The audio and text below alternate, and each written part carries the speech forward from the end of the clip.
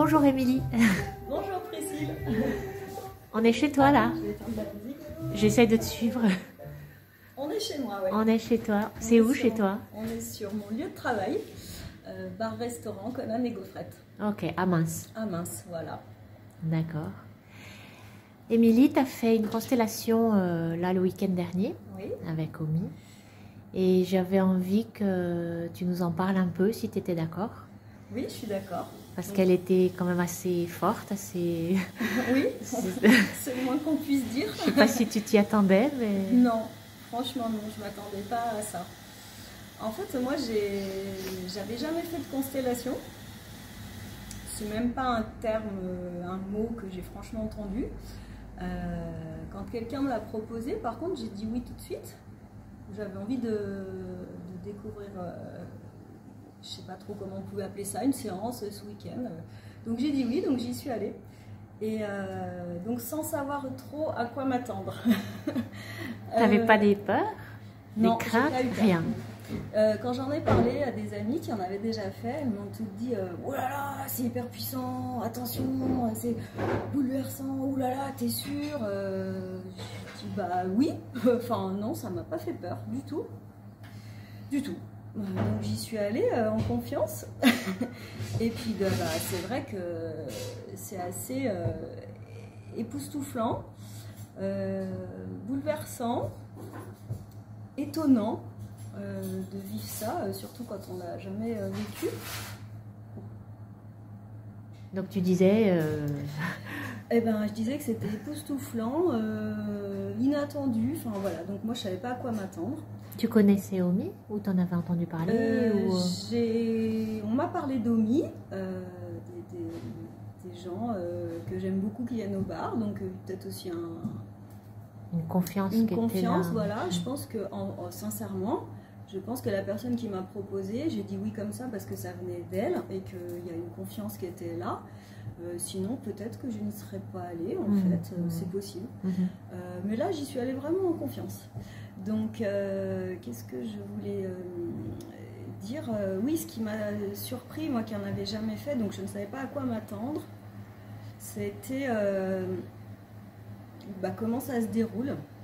C'est-à-dire que on vient avec une intention de régler quelque chose qui nous pèse. Et on se retrouve à être le spectateur de sa propre problématique. Donc en fait, moi,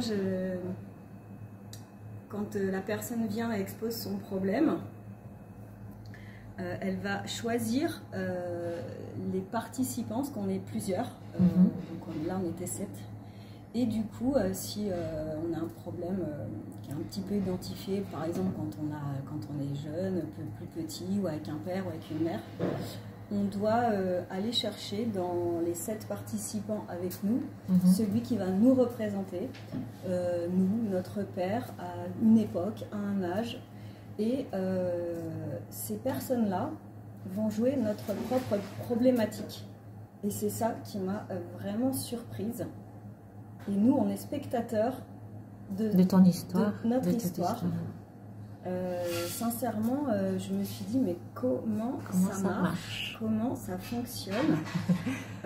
J'ai été choisie la premier soin, enfin moi j'appelle ça un soin, donc inconnu total. Et donc j'ai expérimenté, premier petit théâtre, j'ai envie de dire, même si c'est pas le mot. Donc j'ai expérimenté direct la chose en me disant, en vrai dans ma tête, mais qu'est-ce que c'est que ce truc qui est en train de se jouer? Donc on est venu te chercher pour jouer le rôle de quelqu'un, c'est ça que tu me dis? On est venu me chercher pour jouer le... Donc tu as été choisie pour un premier rôle. Voilà. Ouais. Et donc, en fait, se déroule tout un processus de... Donc, Omi, qui est, je vais dire, la directrice du soin, je ne sais pas comment l'appeler. Le chef d'orchestre de la pièce de théâtre. Voilà. Vient vers nous et nous dit, tu es cette personne à cet âge-là, et allez, à toi. Et là, se passe plein de choses entre moi, Omi, les les autres personnages et elle pose des questions. Et on doit répondre ce qu'on ressent. Spontanément. Comme ça, ce qui était... C'est là où la première fois on se dit mais je réponds à ma place en tant qu'Émilie, et en fait non, c'est par rapport à la situation qu'on est en train de vivre, la problématique qui est posée, et c'est là où franchement j'ai pas trop les mots, mais c'est là où la magie opère entre tous les personnages. Et en fait qu'est-ce qui se passe, c'est que on est en train de vivre ce que la personne qui vient régler son problème ressent à l'intérieur. Et en fait, il y a un échange entre les participants et le spectateur de sa propre histoire qui se passe, et ça fait écho. Si je me souviens, en fait. Ouais. Ça fait écho. C'est ça qui est extraordinaire. Extraordinaire. Et c'est ça, c'est compliqué à expliquer si on ne le vit pas. Si je me souviens bien, puisque j'étais là, on t'a choisi, et la personne qui t'a choisi s'appelait Suzanne, et elle vient te chercher et jouer le rôle de Suzanne, et toi, c'est aussi ton nom, Suzanne. Et là, du coup, on rigole plus là. Voilà, ça fait 30 minutes qu'on est là, et Suzanne vient me chercher. Pour jouer Suzanne. Pour jouer Suzanne à 8 ans. Et là, je regarde Omi et je lui dis... tu sais que je m'appelle Suzanne, mon deuxième prénom, et là déjà ça commence à faire bon, ok. Ouais. Donc voilà, c'est... Super. Alors parle-moi de ta constellation à toi, qu'est-ce que c'est venu d'abord, enfin, tu vas pas me la raconter toute, hein, parce que sinon on y met très longtemps. Il y a des bruits dans ta cuisine. Et raconte-moi juste en gros, quoi, en gros. Puis après, je te poserai peut-être une ou deux questions plus spécifiques. En gros, moi, j'étais la seule des participantes qui ait fait spontanément, qui avait vraiment envie d'y aller, mais sans avoir une intention claire à proposer à Omi. D'accord. C'est ce que je lui ai expliqué quand je suis venue. J'avais quelques petites problématiques en tête, mais pour moi qui n'étaient pas un frein à ma vie en ce moment, ou des choses que je voulais régler, mais s'il fallait venir et répondre à la question d'intention, j'avais 2 choses en tête. Voilà. Et en fait, on était claires toutes les deux qu'au final, ma première intention n'était pas celle qu'il fallait régler.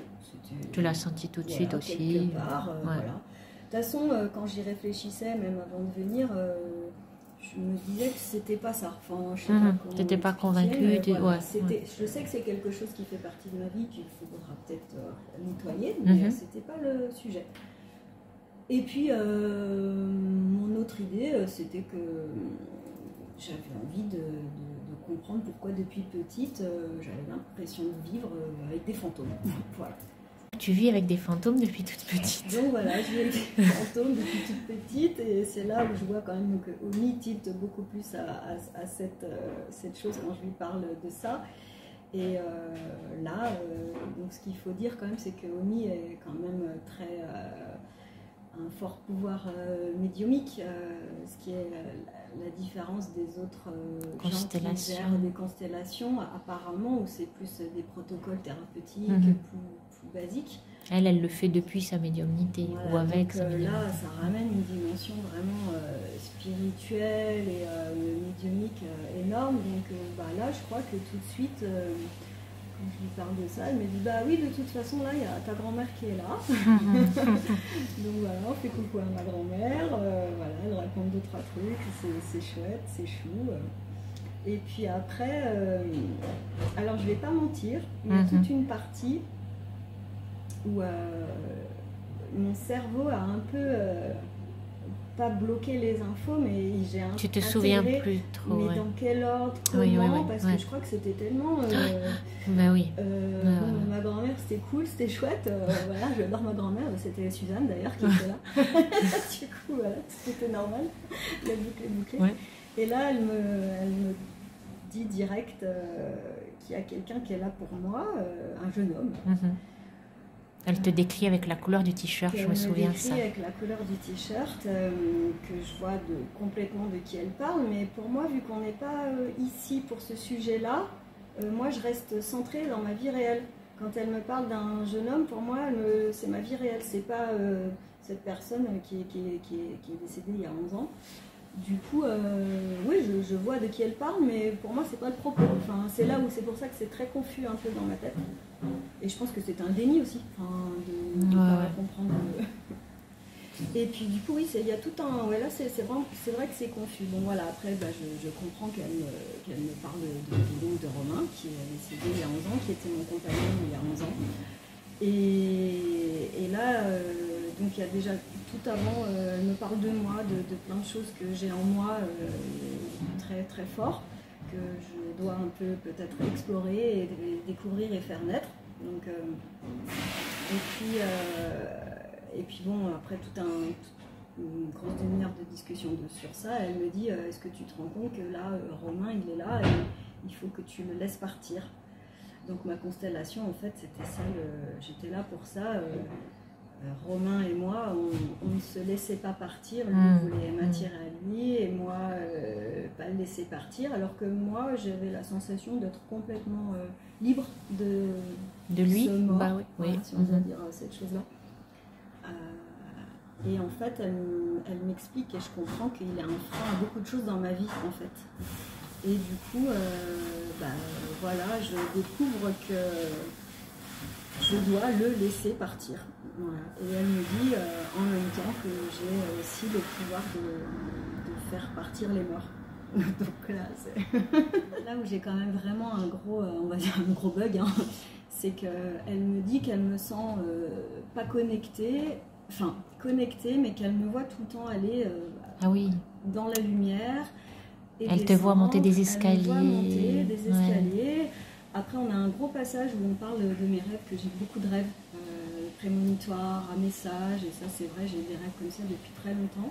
Et puis avec l'eau, je crois. Et voilà, et Omi a des voix, des guides qui lui parlent, et on me dit toujours, je te vois dans l'eau, et tu descends, tu as l'eau, et elle affine sa perception en disant tu es la reine d'un peuple qui est peut-être le peuple de l'eau, puis après elle dit non, je te vois descendre sous terre, mais ton peuple n'est pas dans l'eau, ton peuple est derrière la terre en fait, sous terre. Et là elle fait que répéter eau, terre, sous terre, tu viens de la terre, tu viens de sous terre, de l'eau. Et là je l'écoute et je commence à comprendre et à me dire oh là là mon Dieu. Et je lui dis Obi, est-ce que la neige c'est de l'eau? Elle me dit bah évidemment. Je lui dis ok, et je lui dis elle continue à répéter comme ça, même elle sans trop comprendre, je le vois dans ses yeux, elle répète ce qu'elle en comprend, elle entend de sous terre, de l'eau, de sous terre, tu vas dans ces deux mondes. Et là je lui dis Omi, le nom de famille de Romain c'est de sous terre. Et là, même Omi, je vois qu'elle me regarde. Et elle dit, mais c'est bien sûr. Tu vas de l'eau à lui. Tu es la reine. Enfin, moi, je l'ai compris comme ça. Tu es la reine de Romain. C'est quand on parle de peuple. Et c'est ça. Tu vas dans les deux mondes. Et t'es pas connecté tout le temps sur Terre.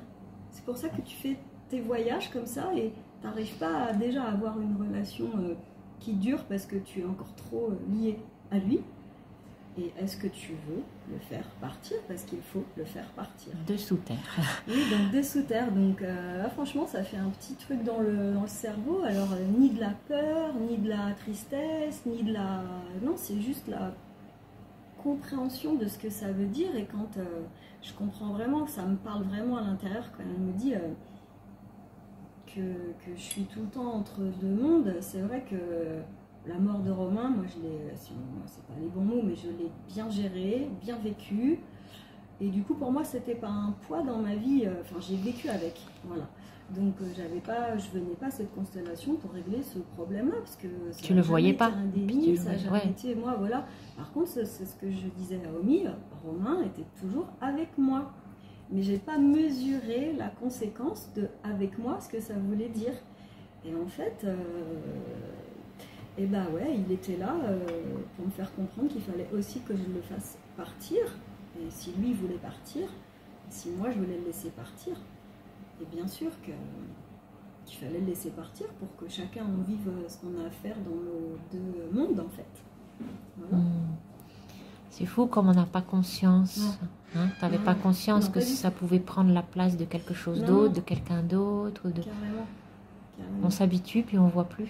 Oui, parce que moi, comme je le dis, je l'ai jamais vécu comme un poids. Moi, il était avec moi. Au contraire, c'était Pas une compagnie, force, quoi. Puis il est là, ouais. quoi. Le jour où j'ai appris son décès, on m'a appelé, les médecins m'ont appelé. J'étais seule dans mon appartement. Tout de suite, j'ai eu mon processus d'acceptation en route directe. J'ai dit ok, t'es plus là, t'es plus présent, t'es plus vivant, mais t'es là. Et je faisais toujours ce signe, t'es là. Mais je pense qu'en fait j'ai sacralisé la chose pour aller bien, parce que j'allais bien. On va dire ça laisse pas de séquelles, ça laisse beaucoup de séquelles. Mais je crois que je l'ai sacralisé et je l'ai intégré dans mon corps et dans ma tête. Et il fallait le laisser partir. Là, tu t'es aperçu que tu le retenais plus que ce que tu pensais. Ouais. Hein? Sans les conséquences négatives, parce que pour moi, ça n'avait pas de conséquences négatives. Mais je pense que au final, si, c'est pas bon. Bah non. Enfin, bah non. C'est pas bon du tout. Non, bah non. Et c'est ça m'a fait me rendre compte de plein de choses. Ouais. Et bon, ben voilà, tout ça que tu as découvert. Et avec quoi tu repars de cette constellation?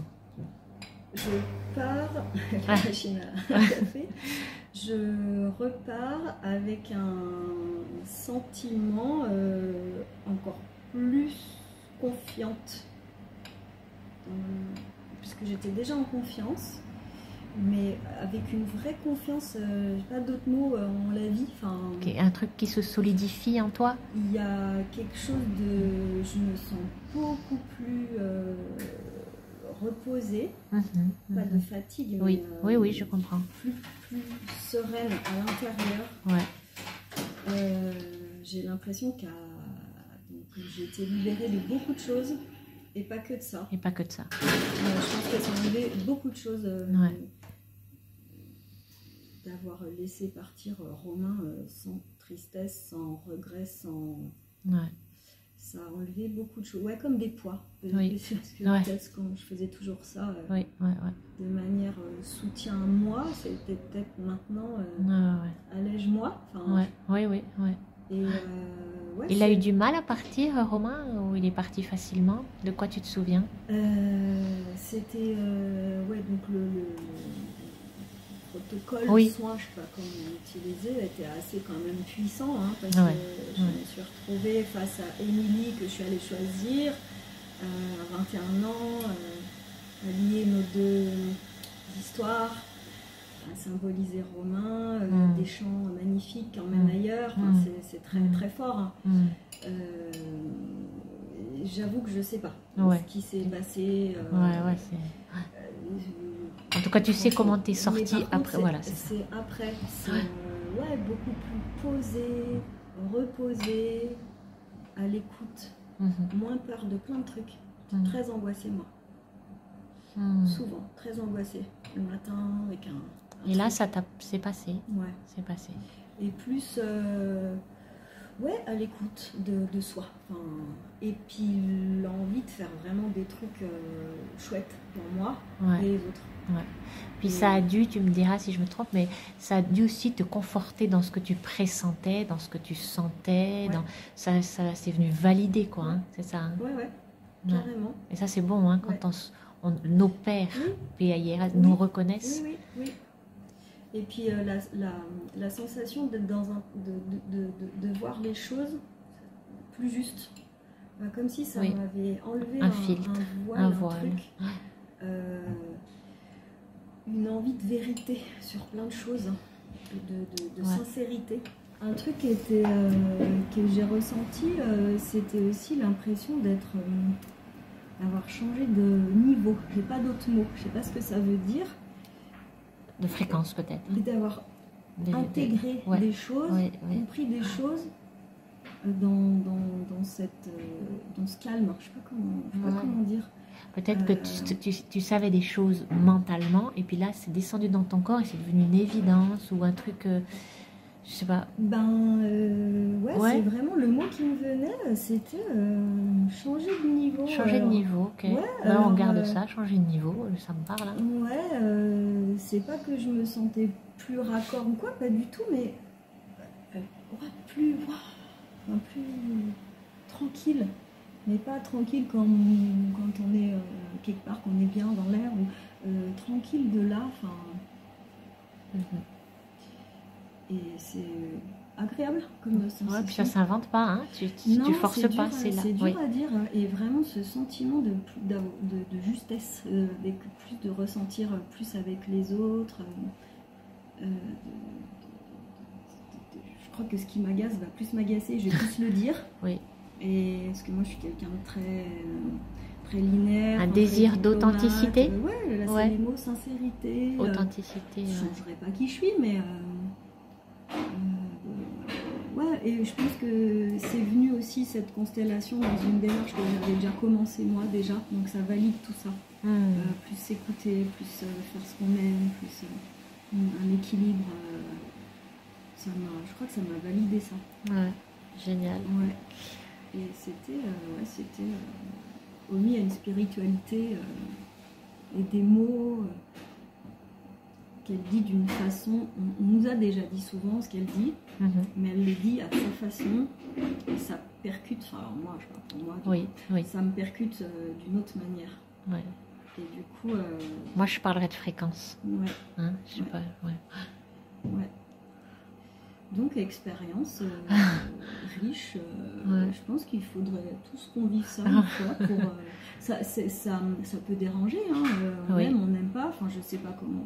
Mais en tout cas, ça bouleverse quelque chose. Enfin, ça laisse pas indifférent. Tu ressors pas pareil que quand tu es entré. Ouais, c'est sûr. Merci, Émilie. Merci. Et puis là, on est dans ton bar et je sais qu'il se passe beaucoup de choses aussi dans ton bar. Et que ça va sûrement... Oui, c'est chouette. Ouais. C'est chouette ce qui se passe. Merci, Émilie.